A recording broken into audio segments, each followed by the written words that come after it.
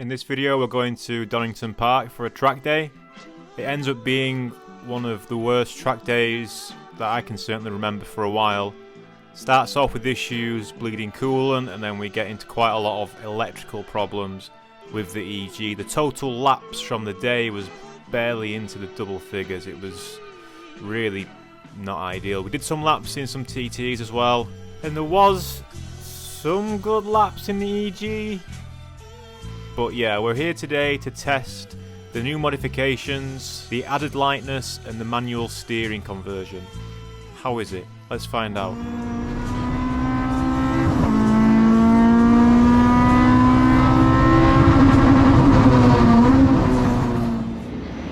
Welcome to another day of Donington Park.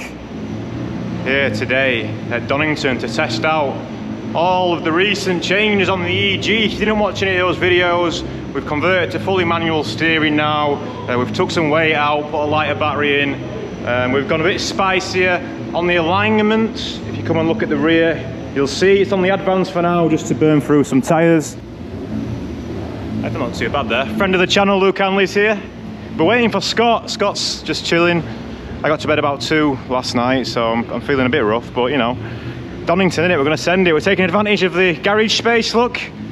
Yeah, why not? I don't normally get a garage on track days, but well, because of money, really. I can never be bothered spending the extra 50 quid or whatever it is, but Scott already had this booked for some other stuff, so we're going to make use of the garage. Look at that. Yeah, I could get used to this. So I brought my strings and everything.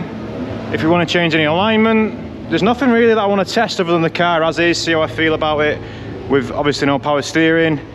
The wideband is still not working. That's my first job. I've got my laptop in here somewhere. I'm going to see if the wideband is awake or not. So remember, we've got quite a lot of different things going on. We've got the new engine from the DC2, of course, fresh oil, new oil cooler, power steering delete. We need to wait for a belt as well. Scott's got a belt, because the belt that's on it at the minute is slightly too long. It's one that I had laying about. The auxiliary belt, of course, is what I'm referring to.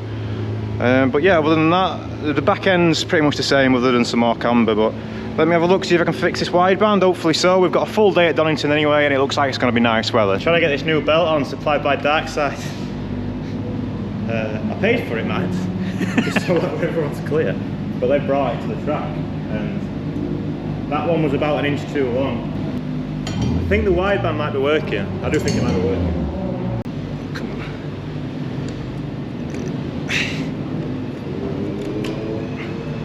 Fucking beautiful. There we go. Pro job. You cameraman? Yeah. No,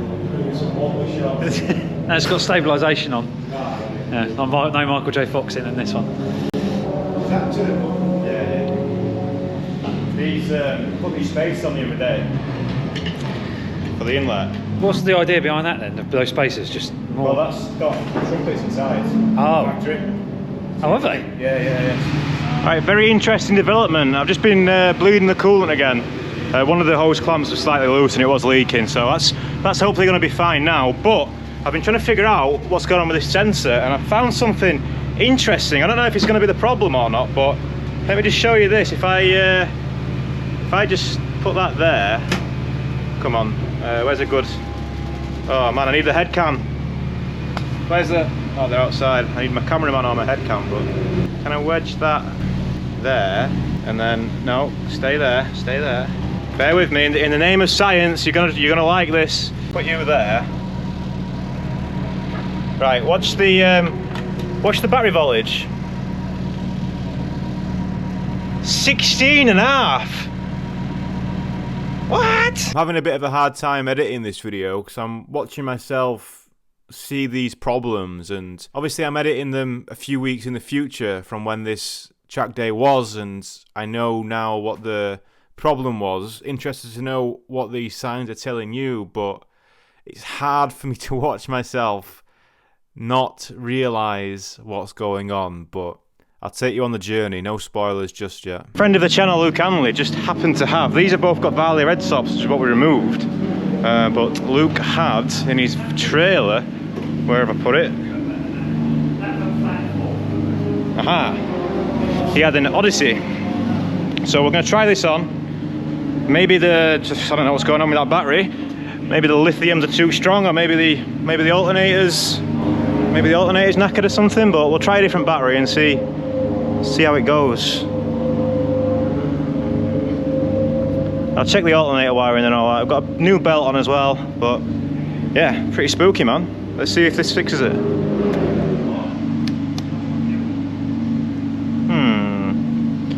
So static, he reckons it's got 13, which is normal, right? Right, moment of truth.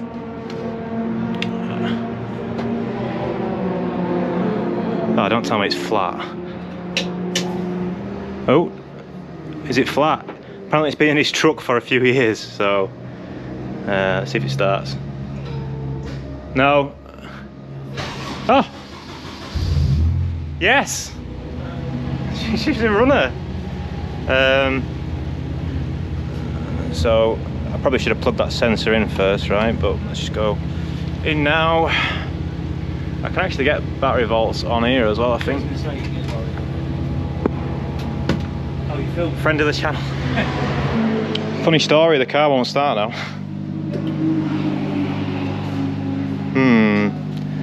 It almost sounds like there's something electrical going on.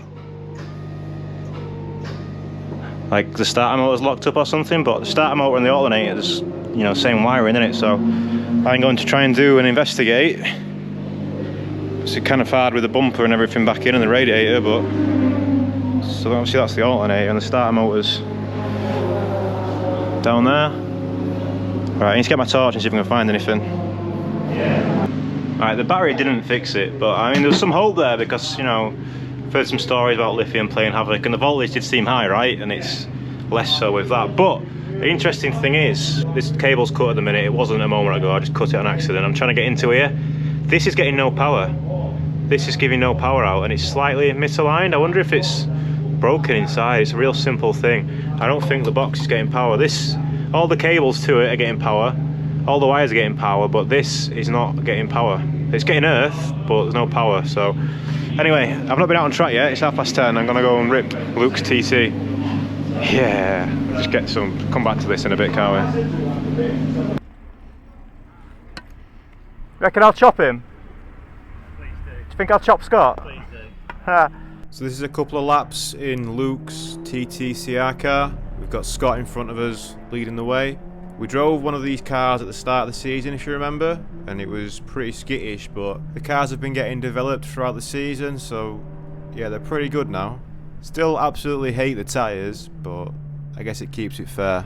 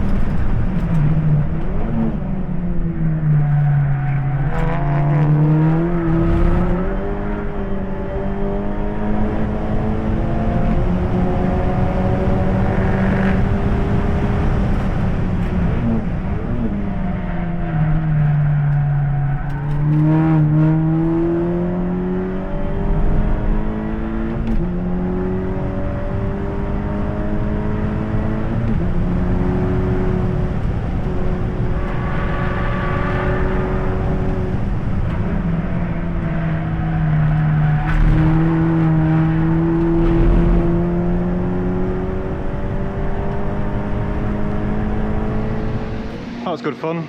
Thanks for Luke for letting me go out in his car. They're yeah, it's obviously another spec racing thing, like, which drove Scott's at the start of the year, but they've developed them a bit since then, and they got bigger brakes and stuff like that. But yeah, it's weird. The amount of the lack of grip. Like the brakes are super good and the suspension feels pretty good, but you're always going to be limited by these NS2R tyres, and they're like the Achilles heel of every other thing on the car. Like, you put some decent tyres on them, and you know, obviously they're on these tyres for the series and everyone has to deal with them, but like just on the brakes into turn one, just wasn't stopping. ABS going mad, and then you know, trying to pitch it into a corner, and they're just like, I can't remember ever being on track before with such hard tyres. I mean, we've not been out on the accelerators just yet, but they're just super hard tyres.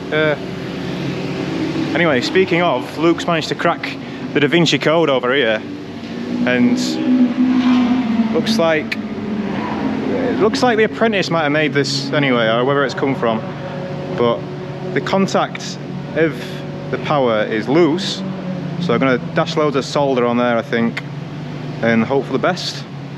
Yeah, and hopefully now I've got a wideband. Alright, she's working now, but I don't really know why. It weren't working when I first turned it on, and then I got the multimeter out and it seems to be working again. I'm wondering if the live that I've picked, it's off the blower motor, and even with the blower motor on, is something cutting it out? I'm just going to let it run for a bit and see if it crashes, but for now anyway, it looks like it's working, so happy days.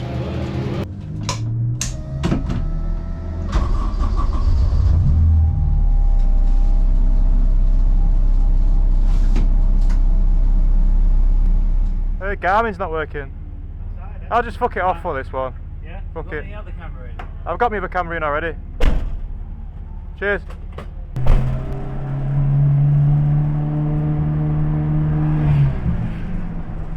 Right, so we're going out for his first session now in the Civic. So this is the first time driving the car without power steering. So we're on the cheap tyres on the Advan rims, so we're not going to be doing any fasts. But the reason I put these wheels on was because they had these tyres on that I didn't really care about, and I just wanted to get a feel for the car with its recent changes. I didn't want to be worrying about wearing out my race tyres or whatever.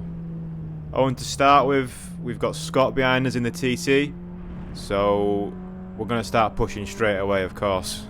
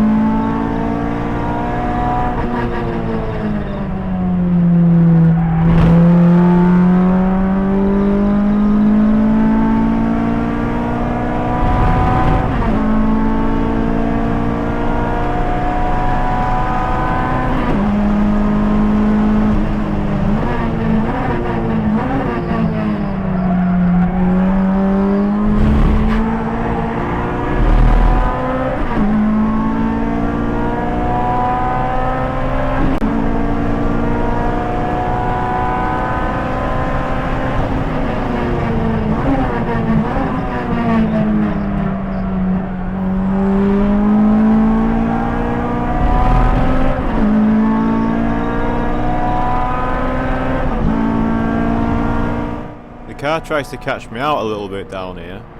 I'm not sure if it's just tyres or what, but spicy.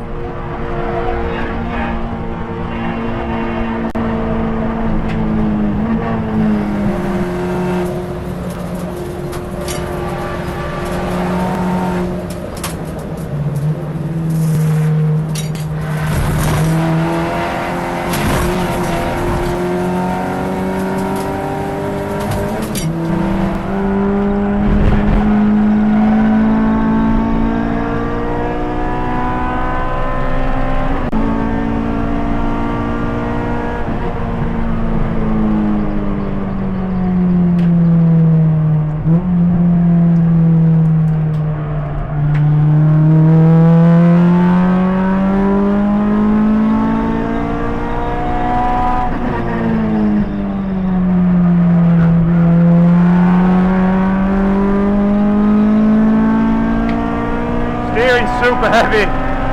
I don't like it.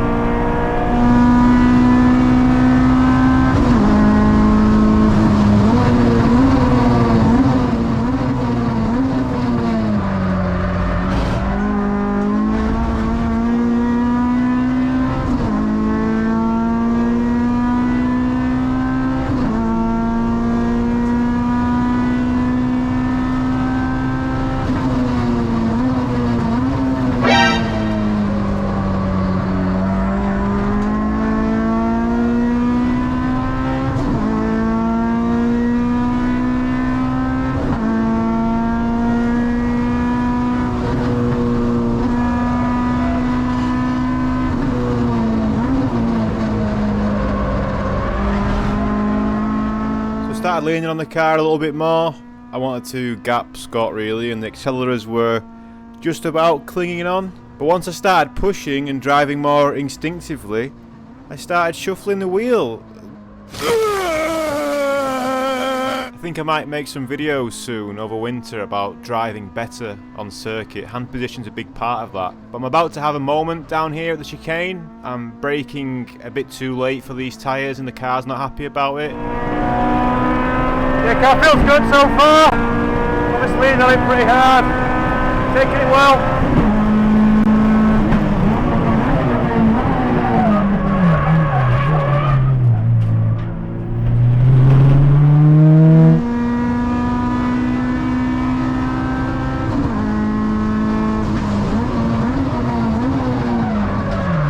So this moment sealed the deal for me to suggest that I don't like the manual steering. Yes, we're on old, not so grippy tyres, and yes, we're on 17-inch wheels, which might be heavier than a 15-inch wheel, but we're not here to wave willy on the internet and say that we're the better driver because we like manual things, right? No. We just want to win races. To win races, we need to control the car. To control the car easier, we need power steering.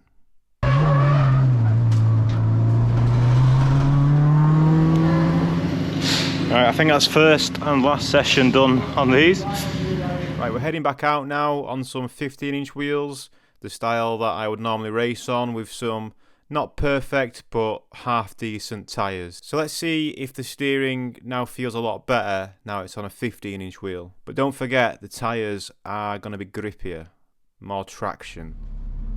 Right, it's 12:30 just about. We're going to try and go back out. Lunch is meant to be at 1, but I've just changed the tyres and everything to the race ones. Well, not the race ones, but you know, decent ones. But this motherfucker's still not working. I need to investigate why. I mean, it's not plugged in at the minute. That'll help things, won't it? But oh yeah, we need power steering again.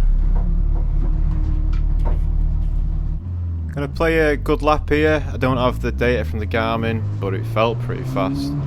I might put a timer on screen actually, then we can work out about what the time is.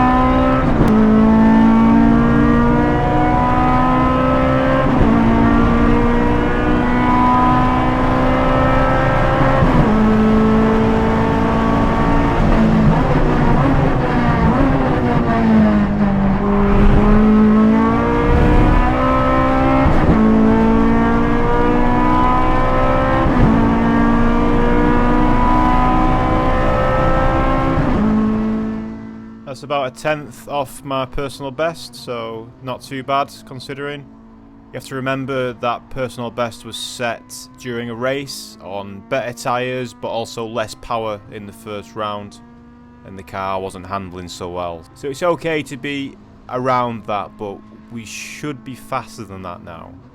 Is the lack of power steering holding me back?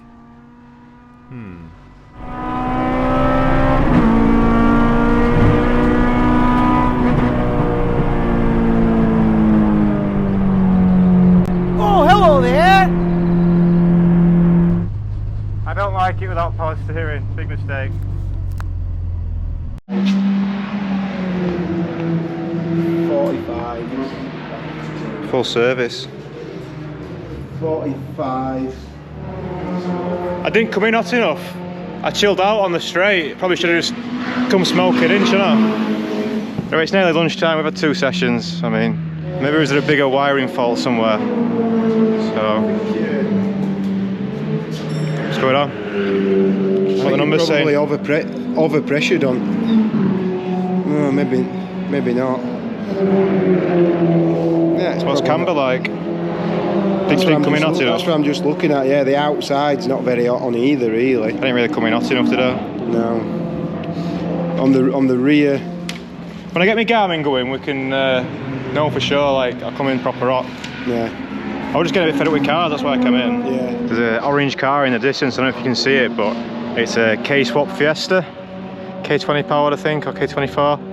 And he come over this morning asking us if I want to drive it. I says, yeah, sounds good. Do a nice little video on that in the afternoon, but looks like he's strapping it up. So that's not good, is it?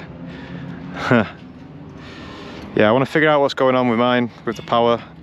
I don't really like driving around with no data. It seems pointless. Not really. I mean, it's fun. I mean, the car feels good, but without data, what are we? We're nothing. Right, we've got a quiet Donington. They're nice and quiet. There's some nice cars in the garage next to us, look. A few GTRs and that. Litchfield gang. I'm going to try and figure out what's going on with the wiring. So it seems like either I've got a bad earth or something like that, because obviously the Garmin's not getting power and the dicky sensor, they've all got to be related, right? It's got to be related, isn't it? I'm not a fan of the manual steering. It's just more effort for I don't know what reason. I can see why people do it, and obviously I've saved a bit of weight, but I think I'm going to stick an MR2 pump in it, so we'll have the reduced kind of load from the engine, because the power steering that was on it, it was a bit stressed. It had a small pulley on it, it was spinning too fast, it was getting real hot and stuff, so I could have just put a bigger cooler on, maybe. I could maybe just put a bigger cooler on and go back to that setup. But I've got a few spare MR2 pumps, and MR2s are an electro-hydro thing, so you know we can mount it. They're pretty loud, but we'll try and mount it in the engine bay, but more like we'll mount it like on the firewall or something like that. But I'm thinking what would be a good idea to do would be to, yes, go ahead with the changes in the side, in the dashboard, because I do not think the wiring, I mean, this is obviously not nice to look at, but I mean, I'm having wiring issues, right? So just pull it all out and start again, maybe? I don't know. But I'm going to check this anyway, check this wiring, see what's going on, and hopefully figure out, I don't know, maybe a fuse is gone or something. But yeah, so far my changes, I'm not appreciating them. I can't even tell the spherical front arms, really. I'm just, you know, putting so much effort into steering. And the steering should technically be lighter than what it was in the DC2 days, because, you know, I'm not pushing power steering fluid about anymore, but yeah, not a huge fan. Right, we're heading back out in the car now. There's been a couple of changes through the lunch break. I managed to get the Garmin fixed, but it had blown a fuse, which, yeah, there's some electrical shenanigans going on. I've also added the data device back in the sensor as well. You'll be able to see that. It's currently showing RPM of the engine and a few other things for me, like the coolant temperature and stuff. In the races in the future, I'm racing Anglesey this weekend, and I'm going to be testing out a heart rate monitor on there, so that'll be good. But yeah, the car's pretty much the same mechanically, but I do get one good lap in here, and I want to show you that. So here we go. This is just before all the bad times start.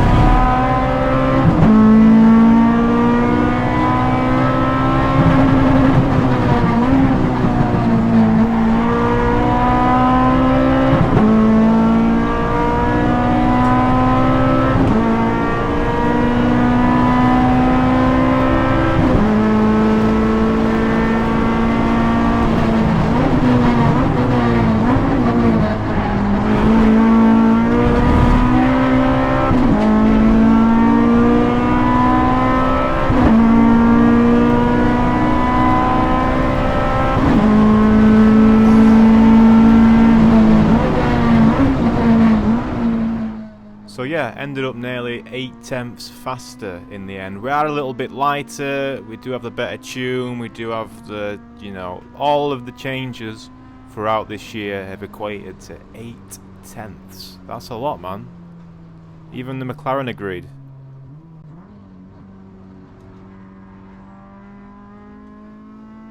So that was good to know that we've definitely gained some pace throughout the year, but unfortunately now things are going to take a turn for the worst.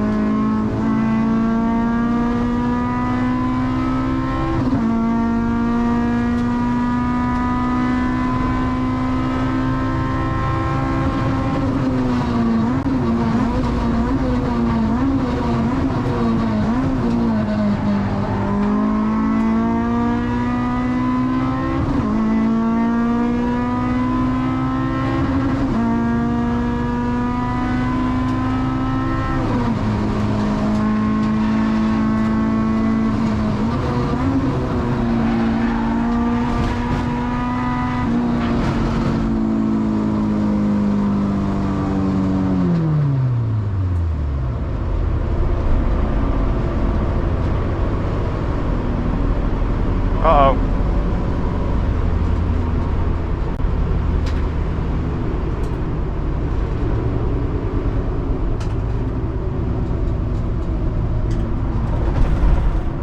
Where grass.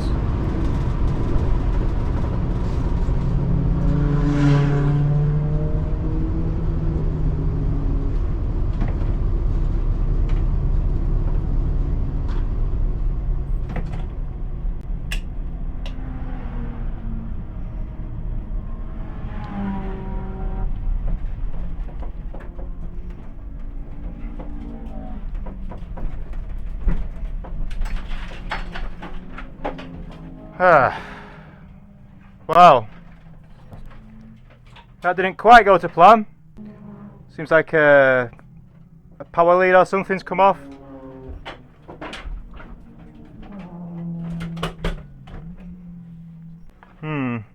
What are they doing? Are they yellow flagging it? Oh, I can't get it back going again. I'm very hot. I want to get out of the car. I think I'm safe to right, but we've had, I don't know, maybe something shorted out, or is it? Oh no, the battery's just turned itself off. These batteries have like some fancy BMS battery monitoring system.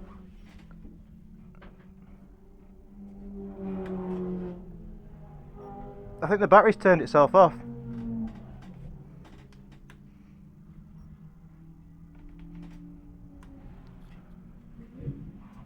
They're still just yellow flagging it. I definitely need some recovery. I'm going to get out. Look, if I get out, then they'll want to recover me, won't they? Please help me. I probably could have gone in the marshal post there, but it's all gravel, so what am I supposed to do? I feel like the battery shut itself down.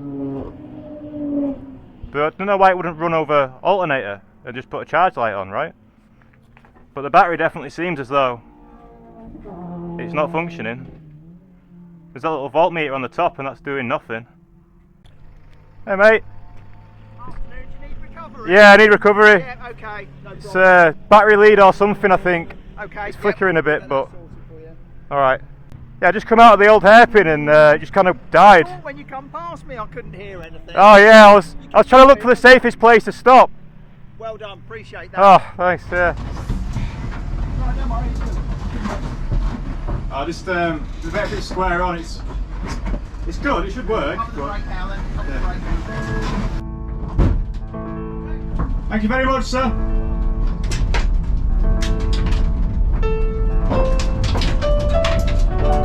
She's a manual. Manual.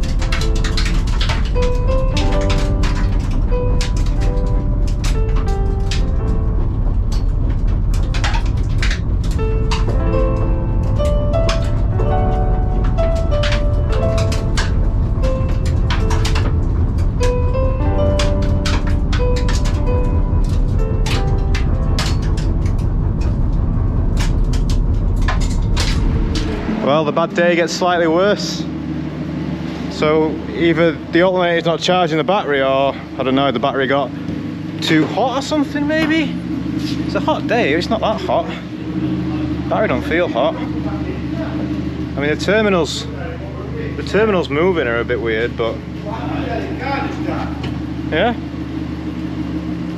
I think it's just more of our problems, right, Ryan? I thought it was just, I think it's just, you know, we've got a day full of wiring problems. Something's gone fuck. What did you do? Just all completely cut out? Just like completely died, yeah. Have you disconnected? I've checked kill switch, it looks alright, but I'll have a look at all terminals and that. I come out our old hairpin, hit rumble strip on exit, it was died. You checked all earths? No, I've literally just got in. Have you? Right, yeah. Because that's what it did on mine, and it ended up being one of them strip fuses, didn't it? You probably ain't got the strip fuses in here though. No.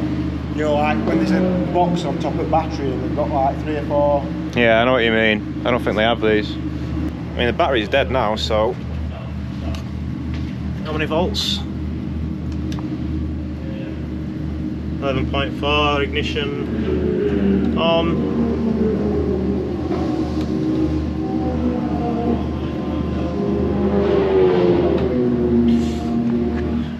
Something funky going on. Alright, rigged up dark sides, jump starter battery thing. You're not allowed to jump start these batteries, and a friend of the channel has gone home with the other battery.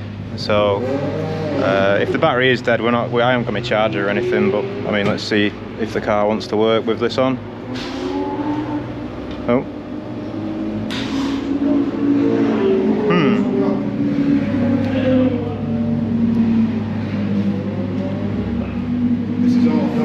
Is that definitely charged? Yeah. Mine's not happening. No, have you got any more jump leads? You ain't really jump leads, have you?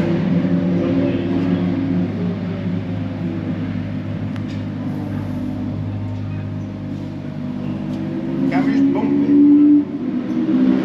it? It doesn't seem to. I wonder if it's not charging. Do I even have a charge light? I don't know if the charge. It's not even lighting up the charge light, so I don't even know if it's been charging. So it might have just not been charging all that time. That's why it's gone flat. Yeah. And then it shut itself down because it got. Yeah, because they have an under voltage. Yeah. It just cuts off, doesn't it? Yeah. I think that's what's happened. Do you have Ryan gone as well? Yeah, the person who actually knows what he's talking about is gone. Currently still very clueless. I've got no charge light. Should be here. I'm thinking that's related. But that should come on. I thought that would come on when you don't have charge, but I guess I remember when I case swapped the Integra, there was something we had to do to get the charge light, so to get the vehicle to charge, like sends the right signal to the alternator or whatever. Yeah, I mean I've had a look, I've had a wiggle of the alternator wiring, but can't see anything. Yeah, the battery's definitely flat, so it's not been getting charged, or maybe it's just not taking charge for whatever reason, I don't know. But right waste of money this. At least we got a nice garage. Oh, it's been a proper shit day. I know you can't win them all, but fucking hell. Considering the days and days to just be fucking sat there in the garage all day, it's not good, man. Track's pretty quiet as well, so would be nice to be out there. Can't figure out what's going on. There's definitely something wrong with the charging circuit for sure. There's no battery light on the cluster either, so yeah, I've just been googling and testing wires and, you know, all the usual shit for a long time now, but it's now, there's only 15 minutes left of the track day, so I think I'm just going to write it off as a bad job and go sulk up the M1 for a bit. Alright, Scott's letting us do the last 10 minutes in his car. I'm a bit close to the wheel and all that jazz, but hopefully this will stop me sulking. I'm very, very close to the wheel and the pedals and everything. And I ain't got my gloves on obviously, but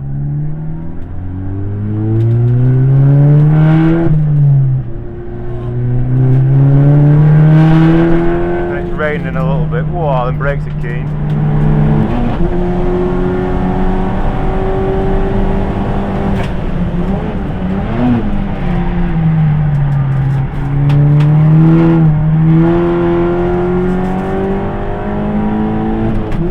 It's very easy to trigger the ABS on these.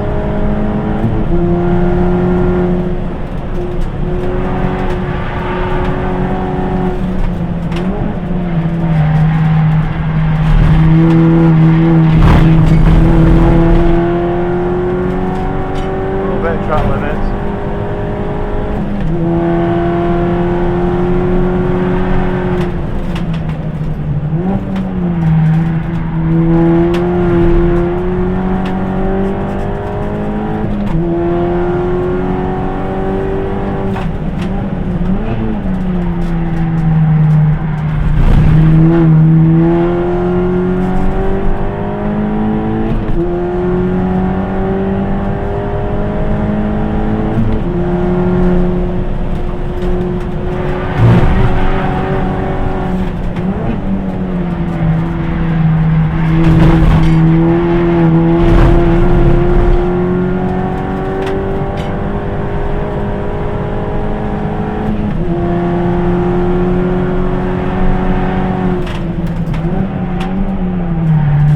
Messed that up.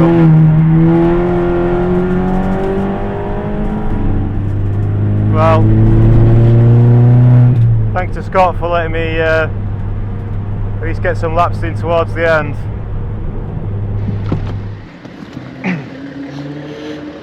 Well, that definitely goes down as being one of the worst, if not the worst, track days ever. Just to finish it off as well, obviously we had to push the car onto the trailer, and yeah, slight miscalculation, that kind of sums the day up, doesn't it? Does that door is closed, even though it doesn't look like it. Oh, yeah, scrap. Just a scrap day. You can't win them all. Well, at least it didn't happen in a race. Think of the positives. Nice weather all day as well today. It's just started raining now for this evening session, but I'm gonna go straight away and see if I can figure out what's going on up the unit now. Fuck it, what's another late night when you've done a few? Oh, it looks really aesthetic from where I am with the rain on it and in the bright lights, but not so aesthetic on the GoPro. Hang on. Yep, nope, there's no setting I can change. I'll take a picture on my phone. Hang on. Well, I'm not sure if that looks any better, but excuse the farmers doing some PTO activities outside. Let's get the car off. I've had a bit of a brainwave. I'll tell you more about it, but basically we put Luke's battery on and it died, right? And the current was all over the shop. We thought it was the battery. What if the alternator was just, the regulator on the alternator was just like, haha, nah, fam. Maybe it's the alternator. Alright, a little bit of time has passed. I've slipped into a bit of a food coma, to be honest. I had pizza and quesadilla, something like that, Mexican. Really good, man, really good. And also some cinnamon rolls, because why not, man? I've changed the alternator and I've put the old battery in the lead acid one, and it just works. It just works fine. Still no charge light. Further inspection, further reading, further discussions with Falk. Apparently that's maybe not actually required like I thought it was, but what I'm not getting is why there's no charge light on the dash. I've looked back at the GoPro footage. There was nothing on the dashboard to suggest the battery wasn't, the alternator charging circuit wasn't working. It just works, man. I just put the alternator on it from the Integra, of course. It's an aftermarket one, but it just seems to work. One thing I do want to do before going is, I've heard that, because my fuel pump runs all the time, I don't like it. Apparently we can get it to run on the relay properly now that it's, I might investigate that tonight actually before I go home. Apparently we can get it to run on the fuel pump relay rather than having it running all the time, which was like an old school bodge. Well, I had to do it for the Integra, which used to have a DC5 ECU. This also used to have a DC5 ECU, and that's why it's done. So, pardon me, quesadilla. Alright, I know it's dark, but you just need your ears for this. Right, so if I turn the ignition on, fuel pump, and that will just run and run and run and run and run and run. And what it's meant to do is prime and then shut off and then come back on when the engine's running, and then if the engine stops, it's meant to stop. So if you have a crash, or if you stall it, you know, chances are you're going to stall it if you crash or whatever, right? The fuel pump will stop, but at the minute, if I ever crash and stall it, you know, if I'm upside down or whatever, the fuel pump will still keep going. I don't really like that, so we're gonna fix it. We're gonna fix it, right? Let me get my torch. Oh man, after a day of electrical nonsense, the best way to relax when the PM gets close to the AM once again is to do some more nonsense in wiring. Now I found a lot more wires down here that were hid behind a bit of conduit, let's say, yeah? And this is the original integral loom which still lives in here, because this car had a full integral swap in a previous life, right? Spoke to Chris, the old owner, tonight, just getting some info, and I've just cut a wire anyway. It's this one here. So if this is going to work, we should now have no fuel pump.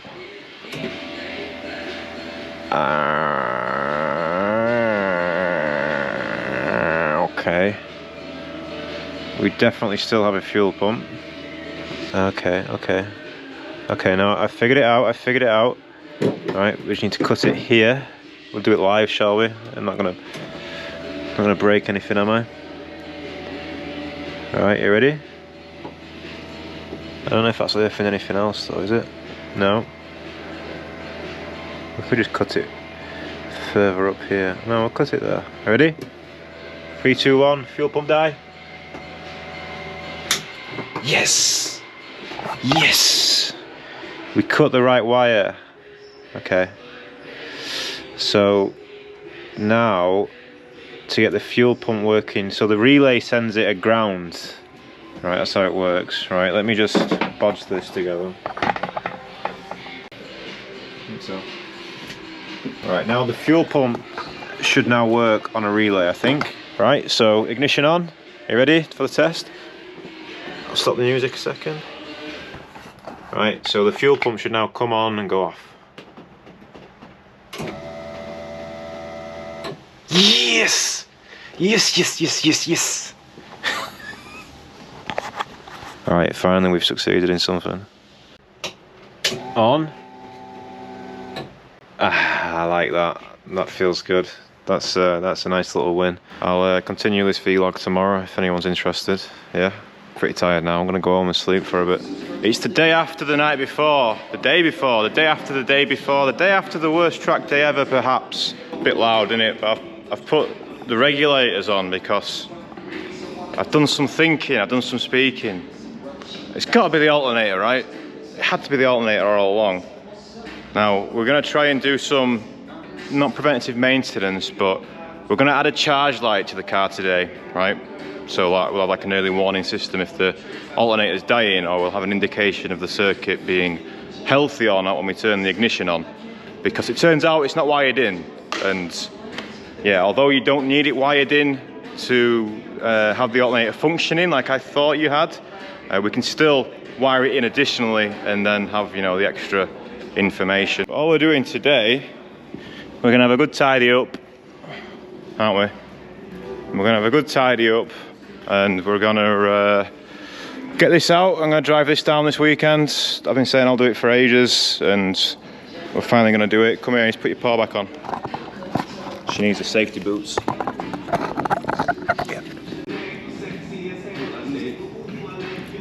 got arthritis, but also she's got issues with chewing her feet. She's got skin condition. Oh, you don't like it, do you? I know. But... So anyway, today, yeah, we'll stick a charge light in, same as what we did last night with the fuel pump relay. It's just some additional wires from, what do you call it, from the swap harness. I also spoke to deadweight batteries overnight as well. Put this on charge yesterday and it seems to, the Noco thinks it's fine, the battery thinks it's fine. But deadweight are going to take this back just to test it. This is one of their very early pre-production models. They gave me it basically just for, you know, here, go and try that out. And yeah, I really like the batteries and the brands, and they've also said they're going to send me another one of their latest models, which is apparently slightly different. It's still not clear whether this was also causing issues. I don't think so. I think it's got, if the car died, then the alternator wasn't alternating, was it? You know? Surely. I mean, could it be the actual alternator that's failed, or is it the wiring between? Have we trapped some wiring when we did the engine swap last minute at Cadwell? No charge light, so we wouldn't even know if it's operating, would we? So anyway, my job for today, first job anyway, is going to be to add a charge light, and then we're going to have a tidy up, because look at the mess. Ideally we want to change the oil on this. It was changed like 1,000 miles ago, but obviously it's been sat for a while, so I might do an oil change on it before I go. Millers have sorted us out with loads of oil, so it'd be rude not to, wouldn't it? Yeah, it would be rude not to. I sounded a bit hoarse because, yeah, I had a right kip last night. Wow. Spending the past how many days working flat out on this thing, and yeah, I was real tired, man. I'm still real tired now, but real tired, Matt Damon. Anyway, let's get this wiring done. So I think it should be simple. It should be a case of just doing what we did last night, slightly different coloured wires, and then we'll try and tidy up the wiring a little bit as well, because yeah, there's a lot of, when I was trying to get this connector working, which still did work only intermittently, and we ended up turning off the wideband in the end. I think it's the internal connection in the box. I could really do with taking this off and having a look inside. I mean, there's not a lot that can go wrong really. That spike should just talk to our mate there. That all looks pretty fine, unless it's started to come off the board a little bit. Just wiggle it out. No, it looks fine. So this little lad here, Spider Mode, yeah, I think we're going to take the power steering off of it and retrofit it on the EG. So how it works on the MR2 is this electric pump here, and it's an electro-hydro thing, so that obviously feeds the steering rack with hydraulic oil and pressure and all that shit. It's a bit rotten on this one, but we'll probably take the soft lines off it, run it through a cooler, have it on the DC2, and I've got a couple of these pumps spare that Andy from J-Spec sent me a while ago. Some shelf somewhere, but yeah, we know it works on this car, right? So we can take it off this one. This shell's no good. It's good for the scrap. Yeah. All right, it's pretty painful in here, so I'll let you have a look. So I think I found the wire that we need, and it's on the engine harness, which I could do with, if I can unplug this one, I can get it further out, which should be helpful. Come on. Come on. There we go.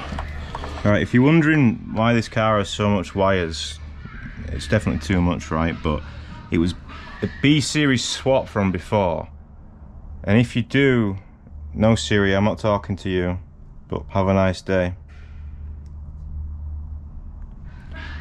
But if you do a B series swap into one of these old chassis, then you have to have the engine loom to run interior stuff as well, so to make sure the dash and everything still works, and the heaters, I guess, and all that stuff. That's why it's here, so we can maybe look at taking it out later. But the question is, does this have any more white and blue wires? If not, is this the wire that we are searching for? So it's not actually on the case up harness, it's on the interior harness, is it? I don't see any more white and blue, boys. So on the big lad connector, there's a white and blue here, yeah? You see it? This one? I don't know how close you can see. There's a white and blue there. This one goes into the third slot there, yeah? Absolutely nothing on this side. So we're gonna tap that instead and see if that works. Right, this is the one. Ready? Yeah! Yeah. Great success. Right, we now have 2 positives out of the negatives of all the wiring shit yesterday, right? We now have a charge light, and we have the fuel pump working on the relay as as they intended. As should be safer as well for our little race car, right? I am now going to attempt to tidy up Pandora's box here, get it all back looking and hopefully being reliable. And yeah, I'll see you on the other side. It's just going to be a good hour of messing here in it, so let's see how tidy and presentable I can make all of this. Right, I've been at this for like an hour or so now. It's not taped up yet, but I'm just going to do a test. So I found these plugs in my arsenal. So we've got 2 wires that go into the interior loom, which I think that's the fuel pump, and there was another wire. I don't know what it's for. Unfortunately, I couldn't find another the same size, but I found another plug, a decent plug, and that's just for the other 2 wires, which are the charge harness and something else that I didn't know what it was. Maybe the engine management light, or maybe that's the engine management light because it goes to the ECU. But I'm just going to do a test now. Switch the car on, make sure it works, and then I'm going to just tape everything up and solder it. It's already soldered, mate. Yeah, I've soldered all the joints, heat shrink. This little thing's good, man. Really like the little Milwaukee. It burns through batteries, but obviously it's converting a lot of energy into, and if you leave it running as well, you know. So yeah, I've added more wiring by this, but it does also give me the opportunity in the future to unplug. So if I ever need to take the engine wiring harness out, then I can just unplug, right? I can unplug it from here. So let's see if it works, or do we get a fire? Yeah, got a battery light. Alright, that's what I've ended up with. I still need to put the wideband sensor. What the fuck do you want? I've still got to put the wideband sensor back in, but I want to try and get a new plug for it first, this thing. But yeah, we've got plugs here now. I'll tape them to this roll cage here, but we've got plugs here now, which yeah, like I say, one of them goes to the engine harness, the other one goes to the interior loom. You know, these wires may be a bit long, but yeah, I'm pretty happy with that. I tried to make a bit tidier of these as well, but I don't know what a lot of them do really. Obviously a lot of it's factory wiring, but I've got wires coming there which power the transponder and stuff like that, so yeah, I'm not too sure. Yeah, do some cable tying, some tidying up, and then we gotta get out of here, man. I've just started the black car up. I'm gonna change the oil on that before I go. Just gonna do it on the ground, it won't take too long with it. A little bit of fun to end the video on. I've stumbled on something. Let me show you. So just draining the oil, you know, just draining the oil, nice and easy, simple job. Yeah, almost didn't make a spillage, and then I threw the filter in the pan and had a spillage. But look at this, look at this. What the hell is going on there? I mean, I've put a new washer. I already changed this, you know, I always had it out and I've put it back together and everything, but why is the sealant around there? What's going on? I mean, some plug went back in all right, just about, you know, didn't notice any real issues or anything, but yeah, I mean, the insides of it, it's a hex dry, I think it's like an 6 or 8 mil or something, and yeah, that's a little bit worn, but why is there sealant around that? Well, someone's obviously put that on for some reason, but why? Well, obviously, was it leaking and they thought that'd fix it, or what? What do you reckon? I don't know, man. I'm gonna stick some oil in it. Maybe I'll just put a few litres in and then see if it pours out. We've got loads of tidying up to do still, so I took a few litres in down the oil filter neck, and then we'll investigate.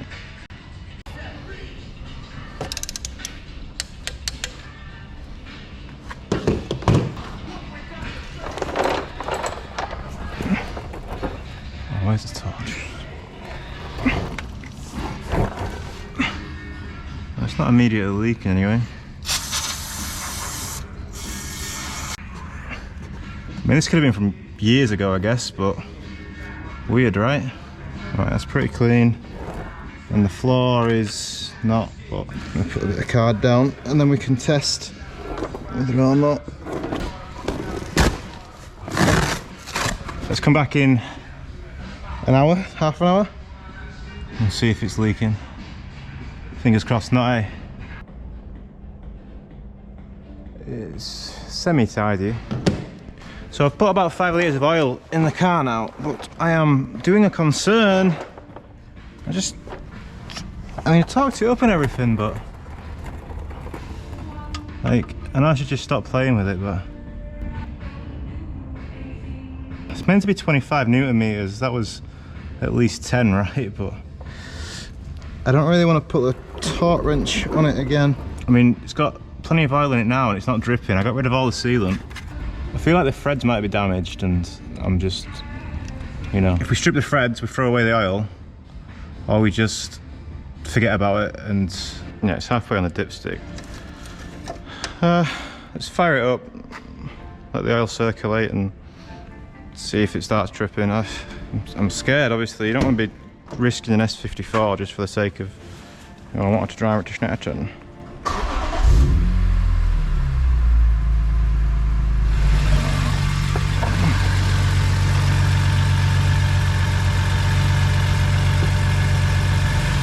I wish there was some way I could like stab it and stop it from coming out. I could try a Kevin method, but I don't know if we'll be able to get it on.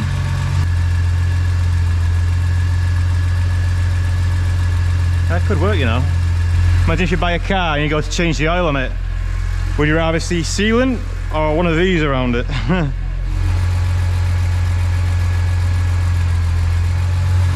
Because it's a real shitty clip, I don't want to over tighten it and then like a real super cheap one. Can't quite see the worm gear. Oh, it's not coming off easily anyway. What do you think? Do we send it? Obviously I want it to look good in the paddock if the sump plug falls off, but obviously I don't want to spend any time washing it. Yeah, it wasn't dirty, it was just dusty, so hopefully this all blasts off and, you know, a bubble, you see it? Big bubble. Wow. Yeah, nearly there now with the day. All right in there? All right, just to recap then. Pretty shitty day at Donington. We've made the wiring a bit better inside, added some functionality with the fuel pump relay and the battery charge light. So if the battery's not getting charged, we should have early warning. I'm still not sure whether it was the alternator or if it was the battery that was at fault. Was it the battery not charging, or was it the alternator not charging the battery? Now, I don't know if I videoed it or not, but we did have some weird voltage. I even saw 18 volts at one point. So was that the regulator in the alternator saying, whoa, you know, going a bit daft before it finally gave in? Or was that the battery itself? I mean, I don't think that's how batteries work, is it? Batteries just store energy, right? Why would the battery be 18 volts? And surely if it was a lithium battery that was meant to be at 12 and was at 18, surely it'd have more problems, and it's charged up today, no problems. I might put it away from things that can that are precious to me, but you know, the battery's good, right? You can live near the tank. Do me a favour if you take that out. 13.5. It's kind of high, but it has been on charge all day, so I don't know, man. I don't know. What do you think? You know, obviously I'm a bit behind on YouTube videos, so you're seeing this probably 6-7 weeks after right now. Yeah, I've not even edited what I'm editing the Mallory Park race video at the minute. That's what I'm on to give you an idea of the timeline. Civic, we're racing in 2 weeks. Obviously I'm away all weekend this weekend, so we've only got one more weekend to look at it. We've got like a week and a half, I guess. I want to try and get power steering back in it, whether that be hydraulic from the engine, which I'd rather not, or via an MR2 pump. I think I'll try and do an MR2 pump, and if I can't do it in time, we'll just rock the manual steering for one round. It's a triple header. It's Snetterton. We've got 3 races, so you know we need to make sure the car's in good health. We need to try and do a track day between then and now as well, which even if it's just like a track evening. I've seen a track evening at Cadwell next week that I might try and do. That'd be nice to go back to Cadwell and rip it. Yeah. There's still some things we need to address, obviously. We need to, well, I need to just probably take the radiator off. And I really don't want to bleed it all again, but I think I should just probably take the radiator off and have a look and just double check the wiring. The charge harness wiring is good.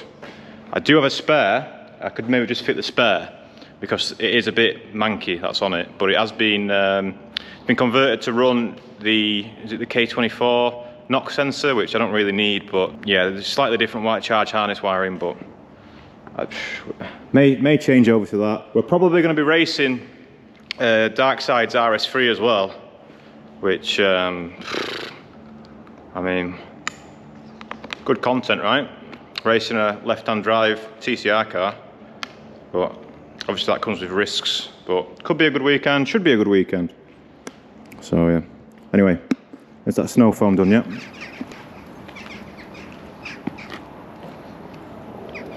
From Donington to Detailing World.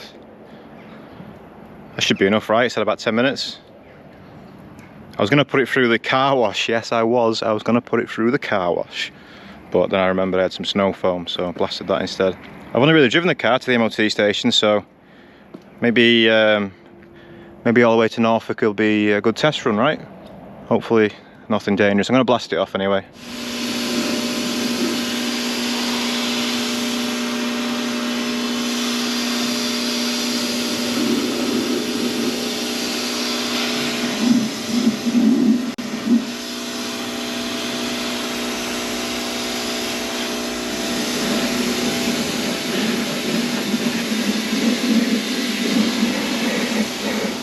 Right, well that just about wraps up this video.